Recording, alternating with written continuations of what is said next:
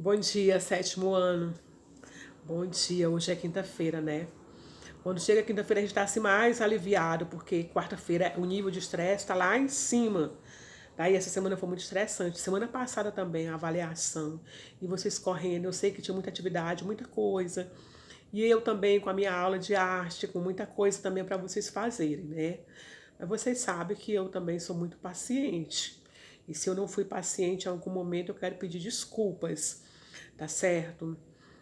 Então, como a semana passada tinha avaliação e muita gente esqueceu de fazer a minha avaliação lá no começo, porque eu acho que ainda estava de férias, quando eu voltei na quarta-feira, eu já falei isso com vocês, na quarta-feira foi passando a atividade avaliativa, que era atividade de revisão, mas que valia pontos, entendeu? Vale 10 pontos aquela atividade. Então ninguém deu muita importância. Então, o sétimo ano A hoje quem não fez ainda, vai lá terminar, porque de todas as turmas, as que eu tenho mais tendo trabalho, as séries, é o sétimo ano. O sexto ano já me entregou tudo, o nono ano já me entregou quase 100%, e até o oitavo ano já estou fechando.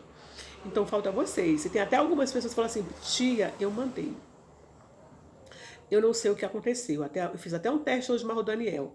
Daniel, manda agora bem aí pra mim. O Daniel mandou e chegou. Por que que algumas pessoas falam que mandou? Tudo bem.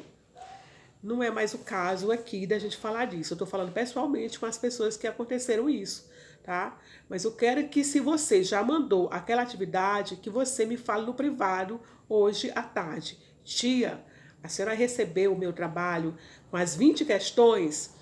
Eu não estou falando daquele trabalho com 10 questões que tinha questões de marcar e questões que não era para marcar. Estou falando das questões, 20 questões que era uma pesquisa.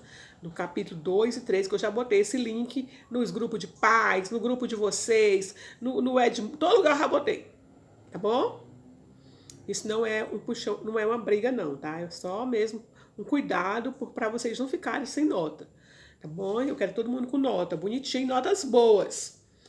Pois é. Aí no capítulo 4, a nossa segunda nota foi a gravura, que também deu muito pano para as mangas. Eu sei que quem já fez pode olhar agora e ver que não era uma coisa muito difícil, né? Porque no nosso assunto do capítulo 4 era reproduzindo imagem por meio de uma gravura. A gravura não é o desenho, a gravura é como você reproduz essa imagem. Aí a gente falou em algumas técnicas, que é a xilogravura. Então, aquele desenho que vocês fizeram no isopor ou fizeram no EVA, né? A xilogravura é feita em pedra, mas muito bem feita. E é aí que está o trabalho do artista. Porque se você só reproduz uma gravura numa indústria, numa máquina, não é arte, tá? É só um poste que você está reproduzindo. A arte consiste. Vocês fizeram um trabalho artístico. Vocês fizeram um desenho, né? A xilogravura, o modo como vocês produziram a gravura de vocês, foi no isopor ou foi no EVA? Isso foi um trabalho de arte. Quando eu só passo uma prova, um desenho na impressora, não é um trabalho de arte. Então, no passado, os homens eles faziam trabalhos belíssimos, como aquela da atividade que a gente fez da onda, né? Que era a xilogravura que era feito na pedra. A técnica na pedra é xilogravura.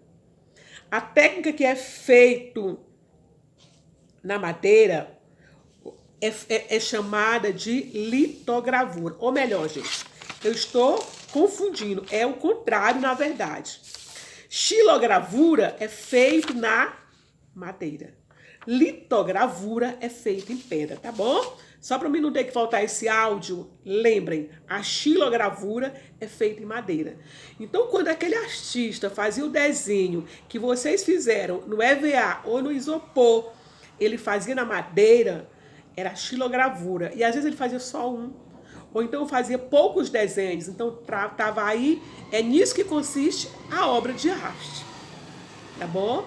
Ou então ele fazia na pedra, que é a litogravura, pedra, fazia, esculpia a pedra com o desenho, colocava a tinta, colocava a tela, colocava uma tela, colocava um papel e ali estava a obra de arte. Entendeu? Então é isso. Eu quero que vocês, é o que eu quero que fique dessa aula. Que se eu só reproduzir um calendário, por exemplo, professora, um calendário que vocês veem por aí, né? Essas folhas de final de ano, é uma gravura? Não, ali é só um pôster, reproduzido de maneira industrial. Não é. O que vocês fizeram é uma obra de arte. Vocês fizeram um desenho no EVA, no isopor, e reproduziram uma imagem, tá certo? Então, antes de ter os primeiros homens a reproduzir imagem, vocês lembram que eu falei? Foi aonde? Foi lá na pré-história. Esses homens da pré-história são danados, não são? Faziam cada coisa que hoje nós não conseguimos fazer, tá? Então, como é que eles faziam, para quem não assistiu o vídeo? A mão aqui, ó. Passava sangue de animais, colocava na parede. Estava reproduzindo uma imagem. Ou então pegava a tinta feita de frutas ou de folhas, né? Passava aqui, parede.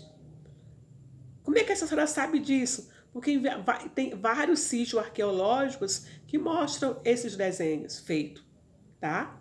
Então, qual o tipo de gravura que eles usavam? Eles usavam a mão para reproduzir a imagem, né? Vocês estão entendendo o que eu quero que fique desse capítulo? Que a gravura é a técnica que você ou que o artista usa.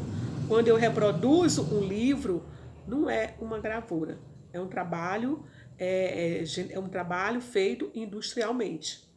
Tá bom, gente? Então, para quem não fez as 20 questões até sexta-feira, é o último dia para vocês enviarem.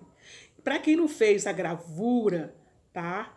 Então, eu quero que vocês mandem até na próxima semana, porque a primeira nota é as 20 questões. A gravura já é a segunda nota. Vocês estão entendendo? As 20 questões, a primeira nota. A gravura, a segunda nota. Tá? Que é o modo como vocês vão reproduzir o desenho.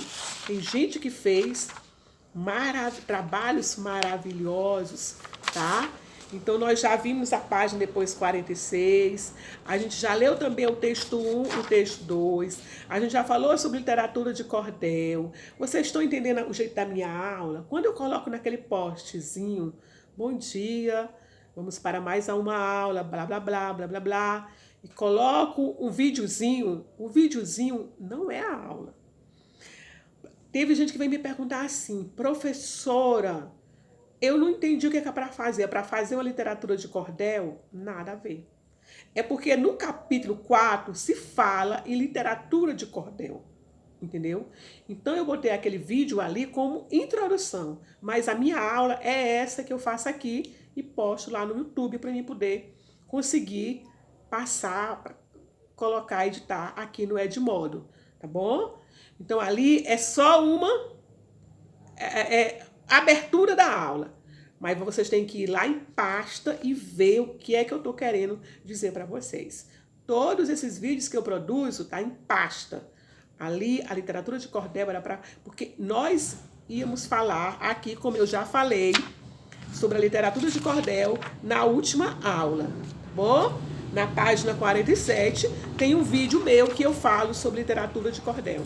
Literatura, histórias que eram contadas, que vieram de Portugal, quando Portugal já tinha abandonado a literatura de cordel, porque chegou o rádio, chegou outras coisas, e eles abandonaram. Então chegou aqui no século XIX, com os portugueses, é chamado assim, porque eles colocavam os livrinhos numa corda para vender nas feiras. E eu não vou falar porque eu já falei. Na página 50, essa atividade também aqui, eu já respondi na aula anterior. Para quem não respondeu a página 50, eu já respondi, tá? Já dei as respostas e ficou só da página 51, que era para vocês procurar no dicionário. Vão no Google, que é gravura, matriz, litogravura e xilogravura. Litogravura, você já sabe que é a matriz gravada, entalhada em pedra. A xilogravura é gravar ou escrever em madeira. Xilo, madeira. Lito, pedra, tá? A matriz é uma fonte, é a origem, E gravura é a técnica que é usada para reproduzir imagens, tá certo? E a gente encerra por aqui o nosso capítulo 4, tá bom? Mandem as atividades, vocês vão ficar ainda até sexta-feira para fazer a atividade, tá bom? Um beijo, bom dia para vocês.